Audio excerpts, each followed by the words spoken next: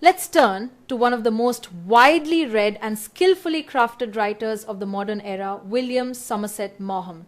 He was born in Paris on January 25th, 1874, to British parents. From a young age, Maugham's life was marked by loss and displacement. He was orphaned at the age of 10 and was sent to live with his uncle, a strict clergyman in England. This lonely and emotionally repressed childhood would later echo through many of his novels. Maugham was educated at the King's School in Canterbury and later attended St. Thomas's Hospital Medical School in London. He qualified as a doctor in 1897, though his real passion was already leaning toward literature. That same year, he published his first novel, Liza of Lambeth, based on his medical experiences among the London poor, and yes, the fact that his debut novel appeared in 1897 has been asked in exam. The novel's success was immediate, encouraging Maugham to abandon medicine and devote himself completely to writing. Soon, he was traveling across Spain and Italy, absorbing new cultures and refining his storytelling craft.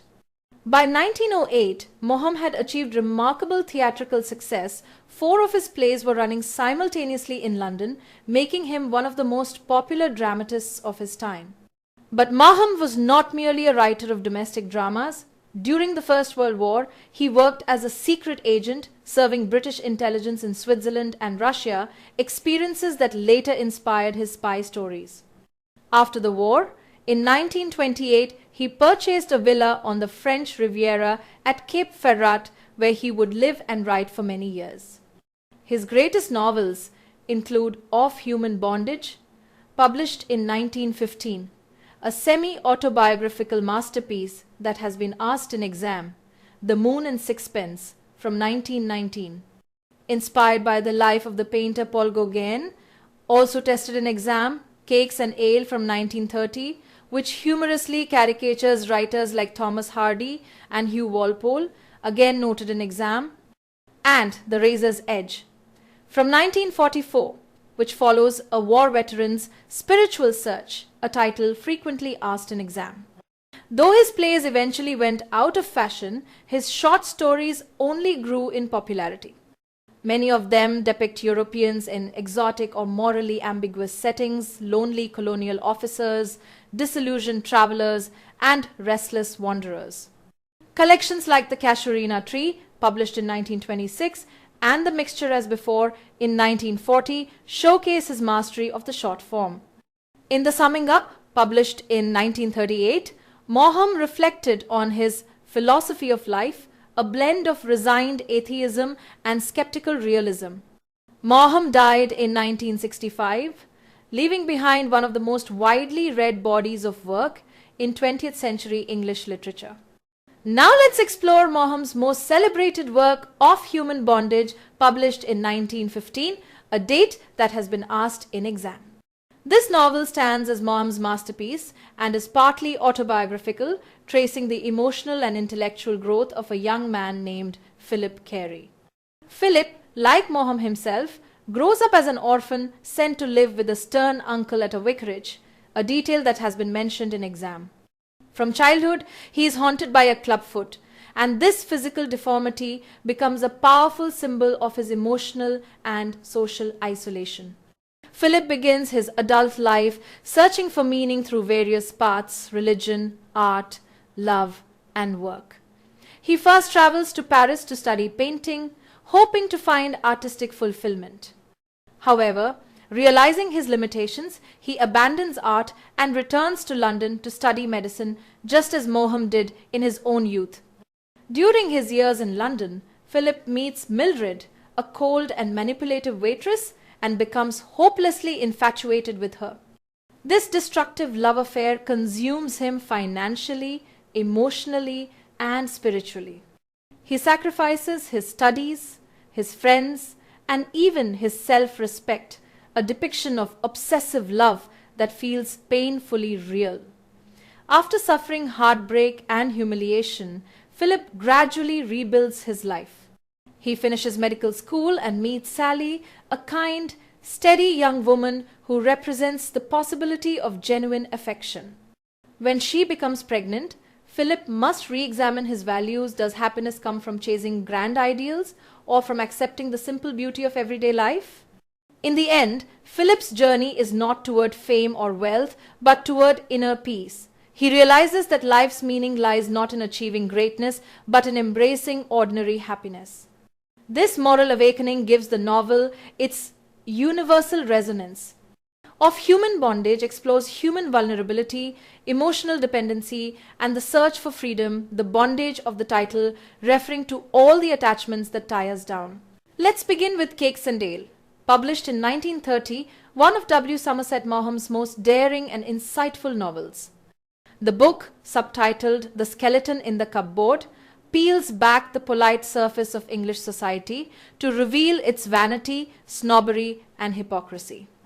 At its heart stands Rosie Driffield, a woman whose openness, sensuality, and honesty make her unforgettable.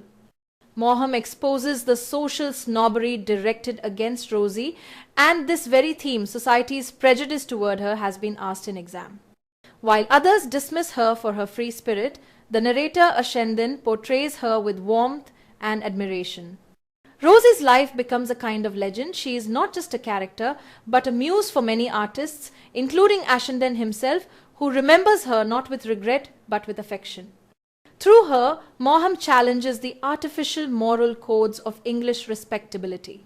Now, about that curious title, Cakes and Ale, it comes from Sir Toby Belch's remark in Shakespeare's Twelfth Night, and that connection has been noted in exam. The exact line, which has also appeared in exam, goes, "Dost thou think, because thou art virtuous, there shall be no more cakes and ale?" This famous question reminds us that life's joys, symbolized by cakes and ale, shouldn't be denied by hollow virtue or social pretense.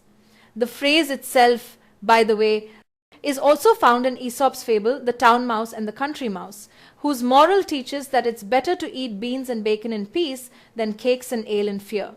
Maugham cleverly uses the symbolism to contrast genuine happiness with hypocritical respectability. In the story, we meet characters like Driffield, Rosie, Ashendin, and Alroy Keir.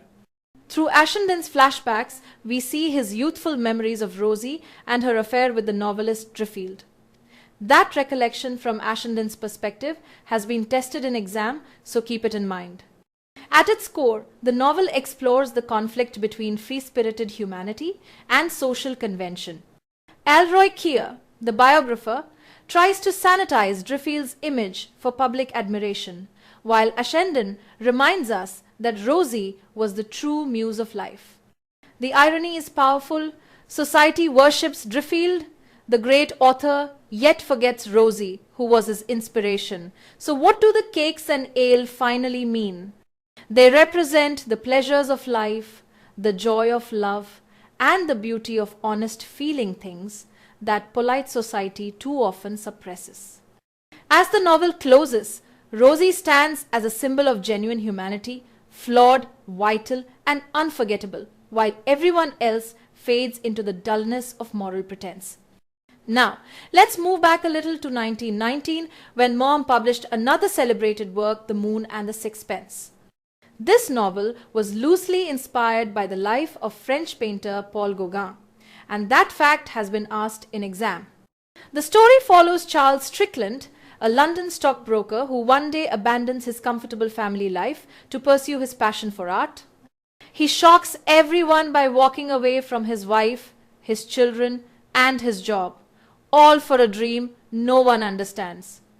Soon he moves to Paris, where his obsession with painting deepens. There, Strickland wins the affection of a friend's wife, only to cause her emotional collapse. She ultimately takes her own life, while Strickland remains disturbingly unmoved. This chilling detail of the wife's suicide has appeared in exam. Later, Strickland travels to Tahiti, where he lives with a native woman named Ata and paints with unrestrained passion. Here, Maugham explores the extremes of artistic obsession, how far a man can go for the sake of creation. The plot, Strickland abandoning family and civilization for art in Tahiti, has been asked in exam. The conflict lies between the demands of human affection and the ruthless pursuit of artistic perfection. Strickland's passion burns so intensely that it destroys everyone around him, even himself.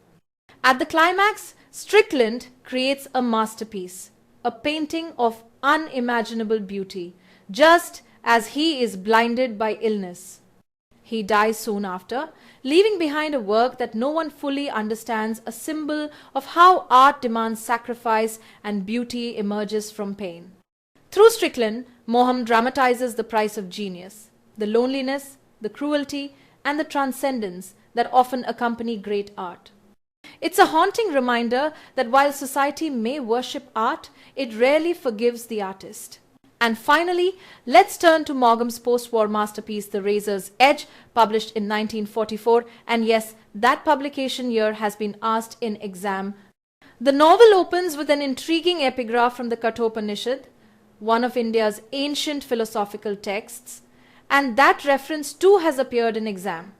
The epigraph reads, "The sharp edge of a razor is difficult to pass over, thus the wise say the path to salvation is hard." This line perfectly captures the spiritual quest that drives the story. The protagonist, Larry Darrell, is a young American pilot scarred by his experiences in World War I, and that element, his identity as a traumatized pilot, has been tested in exam. After the war, Larry rejects conventional success and begins a long, introspective journey in search of spiritual truth. Through the eyes of his friends and acquaintances, we see Larry's quiet transformation. While others chase money, social position, and comfort, Larry seeks something deeper, the meaning of existence itself. His journey takes him to India, where he studies philosophy and attains enlightenment. In contrast, his fiancée Isabel chooses the path of wealth and social ambition. The plot, where Larry leaves Isabel and travels to find life's meaning, has been asked in exam. Their differing choices create the central conflict between material desire and spiritual fulfillment. Another moving subplot involves Sophie, a woman who succumbs to addiction and despair. Her tragic downfall mirrors the novel's theme of moral struggle and redemption. By the end, Larry attains serenity and wisdom, while others remain bound by illusion and attachment. The novel suggests that enlightenment demands renunciation, that walking the razor's edge of life means giving up comfort for truth. Maugham's narrator, a fictionalized version of himself, observes this journey with compassion and irony. Through him, we see the contrast between Western materialism and Eastern spirituality, a vision that was strikingly modern for its time. So, in The Razor's Edge, Maugham gives us not just a novel but a philosophy. Life's true path is sharp and demanding, but for those who dare to walk it like Larry Darrell, the reward is peace, understanding, and freedom.